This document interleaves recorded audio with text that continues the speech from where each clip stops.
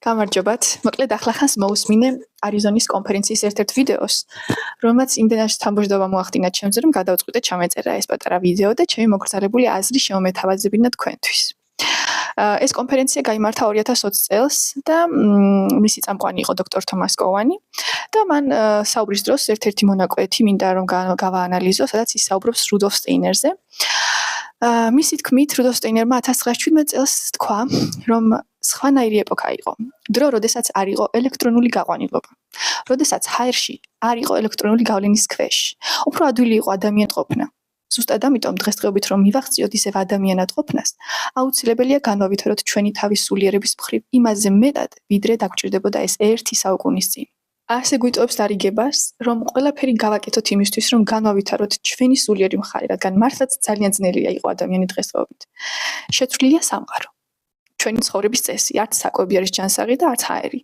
ორივე ალუმინით არის გაჯერებული და ამიტომაც არის ამდენი დაავადებები. მხოლოდ კარგი იმუნიტეტის ადამიანი თუ გაუმკლავდება ამდენ წინააღმდეგობას, რომ შეინარჩუნოს ჯანმრთელობა. იმუნიტეტი კიდევ გამოიმუშავდება სწორი ცხოვრების წესით.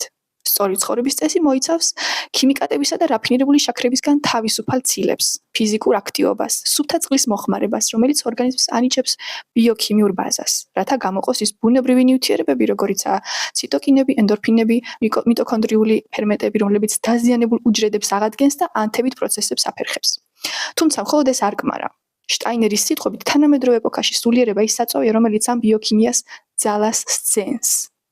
რაც ძლიერია სულიერი მდგომარეობა, მით უფრო ეხმარება ის ფიზიკურ მდგომარეობას. სულიერი განვითარების დროს ადამიანის ორგანიზმი გამოყოფს ნივთიერებებს, რომლებიც აღადგენს ავადმყოფ უჯრედებს და კურნავს მას.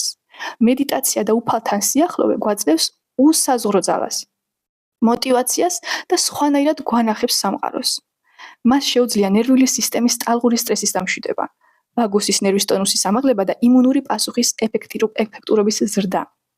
როდესაც ადამიანი შინაგანი სიმშვიდის და ღვთაებრივი კავშირით მოტივირებული მოქმედებს, ენდოკრინული სისტემა ჰარმონიულად გამოიმუშავებს სეროტონინს, მელატონინს და სხვა ნეირომედიატორებს, რომლებიც სხეულის რეგენერაციულ უნარს ასტიმულირებენ. აქედან გამომდინარე, თანამედროვე რეალობაში, სადაც არც ჰაერი არის სუფთა და არც საკვები, შტაინერის რეკომენდაცია განსაკუთრებულით აქტუალური ხდება. სულიერი გაღვიძება არა ფუფუნება, არამედ გადარჩენის აუცილებლობა არის.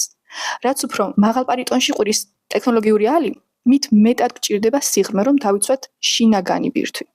მაშასე, ტოქსინებზე გამარჯვება იქ იწყება, სადაც გონება და სულმა ერთობლივად დაუწყო სხეულს. ოდესღაც ადამიანები ვიყავით. ახლა კი, მომხმარე გარემოების მიუხედავად, ადამიანობა უნდა შევქმნათ. დიდი მადლობა.